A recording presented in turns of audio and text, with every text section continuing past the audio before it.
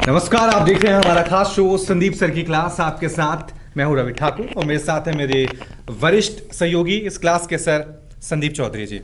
और आज की हमारी इस क्लास का टॉपिक है जीडीपी, सकल घरेलू उत्पाद। क्योंकि एक बड़ी खबर सामने आई है, देश की जीडीपी में -23.9 की गिरावट दर्ज की गई है। इसके मायने क्या है, इसका आपकी जिंदगी पर असर क्या पड़ेगा, यही इस क्लास में हम समझने की कोशिश करेंगे। संदीप, कोरोना संकट के बाद सबको इंतजार था कि जब जीडीपी के आंकड़े बताएंगे तो ये पता लगेगा कि देश की अर्थव्यवस्था कैसी है। अब आंकड़े सामने आ गए हैं और इसे एक आसान भाषा में कहें तो देश की एक मार्कशीट आ गई है जो ये कह रहे हैं कि हमारी परफॉर्मेंस बड़ी नहीं है, गिरी है और बहुत बुरी तरह से गिरी है। जैसे समझाएं दर्शकों को। देखिए, यहाँ पर ये समझने की ज़रूरत है, ये संकट काल है, संक्रमण काल है, कोरोना काल है, ये बात सब जानते हैं। और एक इकोनॉमिक्स में कहते हैं सिट्रस पेरिबस अजम्पशन, ये मानते हुए, ये जानते हुए कि हम संकट काल में हैं, तब भी ये बहुत बड़ी खबर है। आज़ाद भारत के इतिहास में पहली दफ़ा इतना बड़ा गोता खाया है हमारी विकास दर ने। और यहाँ थोड़ा सा समझाने की ज़रूरत है। कई चैनलों पर, कई प्लेटफॉर्म्स पर खबर को अलग अलग अंदाज में, मैं गलत नहीं कहूँगा, पर पूरी जानकारी नहीं दी जा रही। कहा जा रहा है कि 40 साल में पहली बार इतना बड़ा गोता आया है। अब 40 साल में नहीं है, दरअसल 1996 से तिमाही नतीजे आने शुरू हुए हैं इस देश में। उससे पहले तिमाही के नतीजे नहीं आते थे, सालाना आंकड़े आते थे। हमारे देश में 3 दफ़ा मंदी आई है, सन 1958, 1966 और 79-80। तो 40 साल के बाद मंदी आई है, पर यह सबसे बड़ी मंदी है। और यहां पर समझने वाली बात और जानने वाली बात क्या है कि 58, 66 और 80 में जो मंदी आई थी उसमें कृषि क्षेत्र में भी मंदी आई थी। मतलब हर सेक्टर में गिरावट दर्ज की गई थी।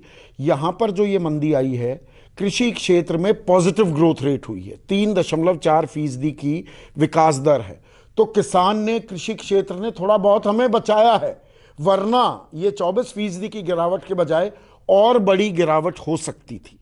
तो पहली बात समझने की ये है। दूसरी बात, जो ये जीडीपी के, सकल घरेलू उत्पाद के, हमारी विकास दर के आंकड़े आते हैं, इसमें ऑर्गेनाइज सेक्टर, जो संगठित क्षेत्र है, उसका पुट ज्यादा होता है। और हमारे देश में सिर्फ 6% ऑर्गेनाइज सेक्टर है, संगठित क्षेत्र है। बाकी 94% जो हमारी अर्थव्यवस्था है वो दरअसल असंगठित क्षेत्र की है। अब उसका वेट, उसका पुट बहुत कम है इसमें। तो आप अंदाजा लगा सकते हैं कि अगर ऑर्गेनाइज सेक्टर का आंकड़ा है, ये ज्यादा उस पर डिपेंड करता है, तो 24% की गिरावट, वरना ये गिरावट कितनी बड़ी होती, इसका आप अंदाजा लगा सकते हैं। और दर्शक जानते हैं, 5 महीने से हम लगातार रिपोर्ट भी कर रहे हैं। आपने मजदूरों का हाल देखा, किसानों का भी हाल देखा है। दूध की नदियां बहाई, सड़क पर दूध बेचना पड़ा। पोल्ट्री वाले हैं, पिगरी वाले हैं, फ्लोरिकल्चर वाले हैं, सब्जी उगाने वाले हैं, सबका हाल बहुत बुरा है। तो कृषि क्षेत्र में भी 3.4% की विकास दर है। तो ये एक क्लियर एंड प्रेजेंट डेंजर है। लेकिन, और ये बड़ा लेकिन है, अमेरिका की अर्थव्यवस्था भी 33% का गोता खाया है। तो ये ऐसा नहीं है कि गोता सिर्फ हमने खाया है, गोता सबने खाया है। पर यह कह देना कि भाई सब गोता खा रहे हैं, हमें अपने देश की परवाह है, हमें क्या करना चाहिए, इस आपदा काल में हमें क्या कदम उठाने चाहिए, इसके बारे में भी अब सोचने की जरूरत है। यह वक्त आ गया है कि सिर्फ बातें करने से काम नहीं चलेगा, हमें उसमें एक्शनेबल वर्क स्ट्रैटेजी भी अपनानी होगी। एक्शन तो लिया था गवर्नमेंट ने और 20,97,000 करोड़ का एक पैकेज की घोषणा की, बिल्कुल की, और उम्मीद की थी कि शायद अब अर्थव्यवस्था जो है पटरी पे लौट आएगी, धीरे धीरे अब जो है वो बाजार की रौनक आ जाएगी। लेकिन आंकड़े उसके साथ मैच नहीं खा रहे। बहुत अहम सवाल आपने किया है। देखिए दर्शकों, आपको ध्यान होगा, मिड में, मई के मध्य में 5 दिन लगातार वित्त मंत्री निर्मला सीतारमण अपने राज्य मंत्री अनुराग ठाकुर के साथ आई थी। 5 दिनों में ये 20,97,000 करोड़ की घोषणा की गई थी। उस वक्त जरूरी था, लेकिन उसमें सवाल भी ये उठा कि जो ये तरलता दी जा रही है, ये लिक्विडिटी दी जा रही है, ये कहने को पूरे देश में लोन मेला जो शुरू कर दिया गया कि आइए जी लोन लीजिए, दरअसल लोगों को जेब में पैसे की जरूरत थी, लोन की जरूरत नहीं थी। यह भी कहा गया वो मॉनेटरी स्टिमुलस ज्यादा था, वो फिस्कल स्टिमुलस कम था।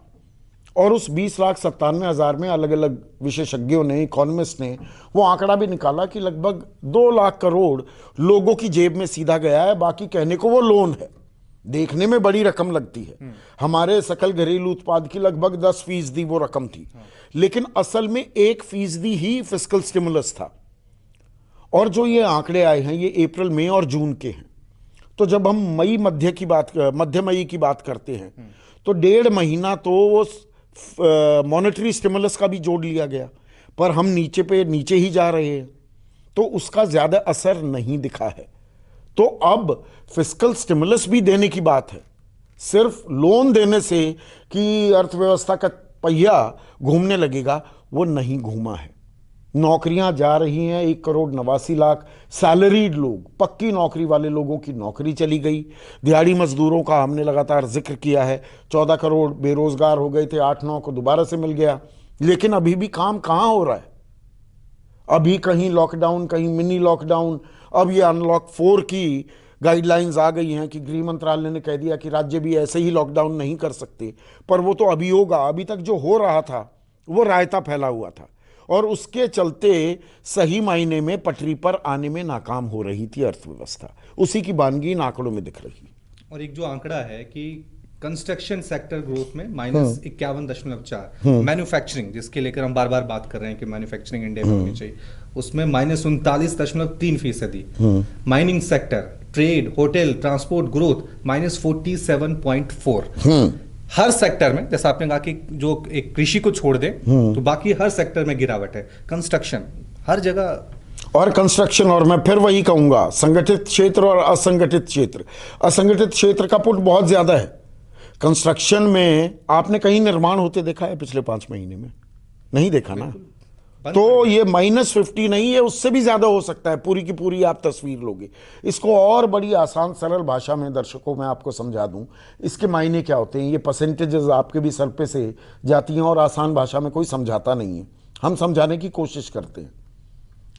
फर्ज कीजिए पिछले साल 30 जून, यानी कि 30 जून 2019, ये 30 जून 2020 तक के आंकड़े आए हैं, 1 अप्रैल से 30 जून 2020 के। पिछले साल अगर हमारी अर्थव्यवस्था 1 लाख रुपए की थी, तो आज दरअसल दर्शकों वो सिर्फ 76,000 रुपए रह गई है। इसके सीधे सीधे मायने ये हैं, 100 रुपए की अर्थव्यवस्था थी तो 76 रुपए 10 पैसे की अर्थव्यवस्था रह गई है। ये इतना बड़ा गोता है। और जो आप मैन्युफैक्चरिंग, कंस्ट्रक्शन इनकी बात कर रहे थे, उससे भी एक अहम आंकड़ा, एक बेटर इंडिकेटर क्या होता है, वो है हमारा कोर सेक्टर। कोर सेक्टर हमने पहले भी आपको समझाया। कोर सेक्टर का मतलब क्या होता है? जो हमारा इंजन है, आर्थिक इंजन है, उसमें ईंधन डलना, जो नींव है हमारी। और वो नींव क्या है? 8 सेक्टर्स को हम उसे मानते हैं। कोयला, कच्चा तेल। कोयला नहीं होगा, बिजली कैसे? जो ये बिजली जल रही है वो बिजली कैसे होगी? ट्रेन तो आजकल इलेक्ट्रिक पर चलने लगी। कच्चा तेल, गाड़ियां कैसे चलेंगी, ट्रक कैसे चलेंगे? प्राकृतिक gas, refinery products, fertilizers, steel, cement और बिजली। सब में नेगेटिव ग्रोथ रेट सिवाय फर्टिलाइजर्स के, क्योंकि कृषि क्षेत्र अभी भी हमें उबार रहा है। तो निर्मला सीतारमण ये कह दे जीएसटी काउंसिल की बैठक के बाद, उस पर हमने चर्चा की थी कि ये एक्ट ऑफ गॉड है। अब महामारी है, अब इसे भगवान की देन ना कहिए। अगर कुदरत का ही कहर है तो कुदरत का कहर कृषि पर क्यों नहीं बरपा? मैं पॉइंट जो यहां पर पुट फॉरवर्ड कर रहा हूं वो ये कि अगर हम थोड़ा आउट ऑफ द बॉक्स सोचेंगे, कुछ सही रणनीति लाएंगे, आपदा में एक मौका होता है सुधार करने का। तो वो अगर आप करेंगे, कृषि क्षेत्र भी तो चला ना, बाकी नहीं चल पाए, वहां भी मार होनी चाहिए थी, नहीं हुई। तो दूसरे सेक्टर्स में भी आप कुछ ऐसा आउट ऑफ द बॉक्स कर सकते हैं, जैसा 1991 में किया गया। जब सोना गिरवी रखने की नौबत आ गई तो हम आर्थिक सुधार लेकर आए। अब वो आर्थिक सुधार तुरंत आने चाहिए, वरना देर आयत दुरुस्त आयत वाली बात हो जाएगी। क्योंकि आर्थिक सुधार भी अगर आते हैं तो उसका फल, उसका परिणाम देखने में 2-3 साल 4 साल लग जाते हैं। कोई जादुई छड़ी नहीं है कि हमने कहा ये आर्थिक सुधार कर दिया और कल से हम दौड़ने लगे। उसमें भी वक्त लगता है।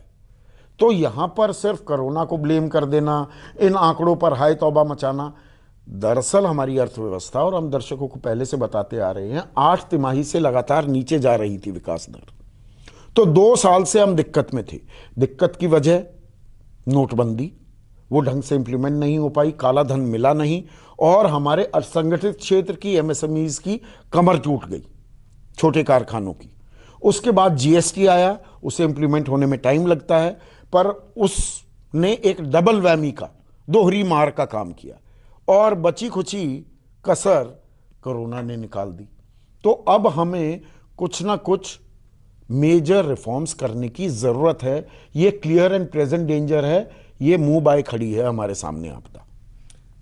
एक आखिर में जो मैं सवाल बड़ी सिंपल आसान भाषा में आपसे समझना चाह रहा हूँ, क्योंकि जीडीपी यानी अर्थव्यवस्था यानी कि बाजार से जुड़ा, जैसे मैं ही हूँ या आम लोग हैं, कोई भी हैं, पिछले 5 से 6 महीने में हम जो एक नॉर्मल जिंदगी जीते थे, हम जो खरीदते थे, चाहे वो शॉपिंग हो, कपड़े को लेकर, अपने बच्चों को लेकर या किसी को लेकर, हमने वो नहीं करी है, क्योंकि एक डर हमारे दिमाग में, बिल्कुल अनिश्चितता है, एक डर है कि हम बाजार में जाएंगे तो कुछ ऐसा हो जाएगा, खरीदेंगे तो ऐसा हो जाएगा। और दूसरी तरफ एक और डर आ रहा है कि अगर बाजार ऐसे नहीं चला तो देश से नौकरियां चली जाएंगी। ये दोनों डर जो आपस में टकरा रहे हैं, आपको लग रहा है कि इसके लिए सबसे ज्यादा जरूरी है कि तब बाजार चले, लोग आए, खरीदें, मतलब डिमांड एंड सप्लाई, आपको लग रहा है कि इसके लिए बहुत जरूरी है? तो वहीं तो सरकार का इकबाल काम आएगा। सरकार को पूरे देश को भरोसे में लेना होगा। आप देखिए इस संकट काल के बारे में, अर्थव्यवस्था के बारे में कितनी प्रेस कॉन्फ्रेंस होती है, क्या बताया जाता है। वित्त मंत्री आई, वो मई में आई थी, उसके बाद नहीं आई। जीएसटी में रायता फैला हुआ है, वहां पर सिर फुटव्वल हो रही है। प्रधानमंत्री मन की बात में भी खिलौने बनाने की बात करते हैं कि खिलौने बना देंगे। हमारे कॉमर्स मिनिस्टर, वाणिज्य मंत्री कहते हैं जो 1,70,00,000 की हम कोल्हापुरी चप्पल बनाते हैं कुल मिलाकर, कि 7,500 करोड़ की हम कोल्हापुरी चप्पल बनाने लगेंगे। तो चप्पल बनाने और खिलौने बनाने से अभी अर्थव्यवस्था आगे नहीं बढ़ेगी। उसके लिए देश को भरोसे में लेना पड़ेगा। आपका बिल्कुल जायज सवाल है। अनिश्चितता है, एक भरोसे की कमी है। बैंक, आप कहिए सरकार कह रही है बैंक से जाके लोन ले लीजिए, आप पूछिए आम आदमी से कितनों को लोन मिल रहा है। अब आज 31 तारीख की रात को हम ये कार्यक्रम कर रहे हैं। आज से जो ब्याज पर आपको छूट मिली हुई थी कि आपको ईएमआई अपनी पे नहीं करनी है, वो भी मॉरेटोरियम जो है वो खत्म हो रहा है। सुप्रीम कोर्ट की टिप्पणी क्या आई, आरबीआई के पीछे मत छिपो। सरकार का काम लोगों का ख्याल रखना है, जनता का ख्याल रखना है, कारोबार का, धंधे का ख्याल रखना सरकार का काम नहीं है। तो इस बारे में सरकार को अपनी नीति, अपनी रणनीति साफ करनी होगी और देश को भरोसे में लेना होगा। संकट काल है, हम इससे उबर जाएंगे। मैं ये नहीं कह रहा हूं उबरेंगे नहीं, उबर जाएंगे, पर जितना जल्दी उबरेंगे उतना जल्दी हम विश्व गुरु बनने का जो हमारा सपना था ना, या 5 ट्रिलियन इकॉनमी हम बनाना चाह रहे थे, उसके लिए 8%, 10% की ग्रोथ रेट चाहिए। तो 5 ट्रिलियन तो दूर की कौड़ी हो गया ना, अगर हम -24% पे चले गए। और इसमें वक्त लगेगा, पेन भी होगा। तो उसी को सहने की शक्ति देने के लिए देश को भी तो भरोसे में लेना होगा। बिल्कुल, बहुत ज़रूरत है देश को भरोसे में लेने की, क्योंकि ये जो देश की अर्थव्यवस्था है, देश की जीडीपी है, ये सीधी हमसे जुड़ी है, बिल्कुल सबसे जुड़ी है, हमारे रोजगार से जुड़ी हुई है, हमारे व्यापार से जुड़ी है, हमारे देश की तरक्की से जुड़ी है, हमारे बच्चों से जुड़ी हुई है, हमारी गृहस्थी से जुड़ी हुई है, और इसका आगे बढ़ना बहुत ज़रूरी है। तो बहुत बहुत शुक्रिया सर, बहुत आसान शब्दों में आपने देश को समझाया कि जीडीपी के मायने क्या है, एक आम व्यक्ति के लिए, सरकार के लिए, व्यापार के लिए। थैंक यू, नमस्कार। नमस्कार, मैं हूं मानक गुप्ता। अगर आपको हमारा ये वीडियो पसंद आया हो तो इसे लाइक और शेयर जरूर करें, और हाँ, हमें सब्सक्राइब और फॉलो करना ना भूलें, ताकि आप देश और दुनिया की कोई खबर मिस ना करें। तो जुड़े रहिए हमारे साथ और देखते रहिए News 24।